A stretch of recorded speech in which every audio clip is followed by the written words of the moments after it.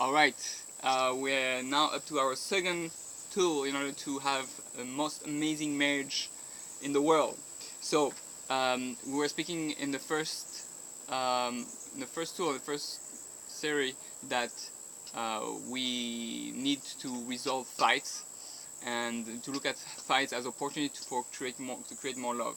So how do we resolve fight? What's the most important tool to have in order to take care of fights? I'm speaking about big fights. Small fights, we should learn to do it in our own by just being patient and not getting angry and speaking what is on our hearts. But the most important thing, if there's a real big fight and we don't seem to find a solution, is to have a rabbi. Now, there's a big problem with that. Most people don't have a rabbi. When I mean a rabbi, I mean a rebbe. A rabbi, most people think it's someone you call once in a while to get halacha or to get advice on certain things. That's not a rebbe. A rebbe, someone who really has a rabbi, is someone who is like a spiritual father, who guides you, who knows you as your parents knows you, and that person can advise you based on who you are.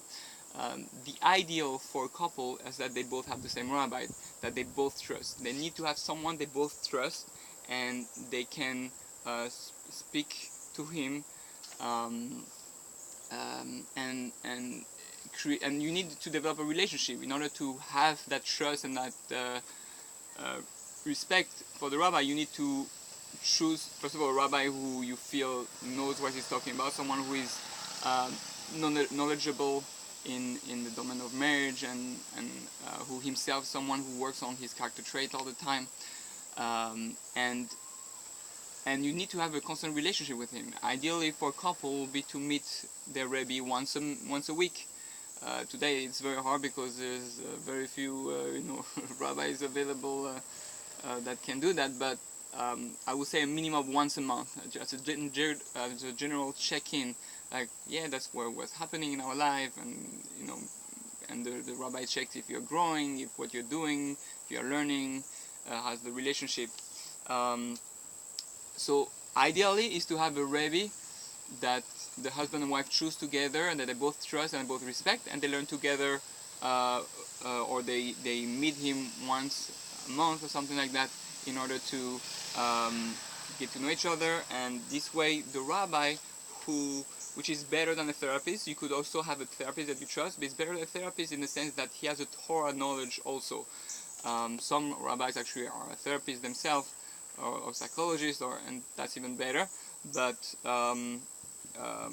one needs to have a third party, because the third party is not in your relationship, it can help you. Never use your parents or in-laws for a third party to help resolve your problem. That's a big no-no. You're not going to be successful with that. It's going to get worse.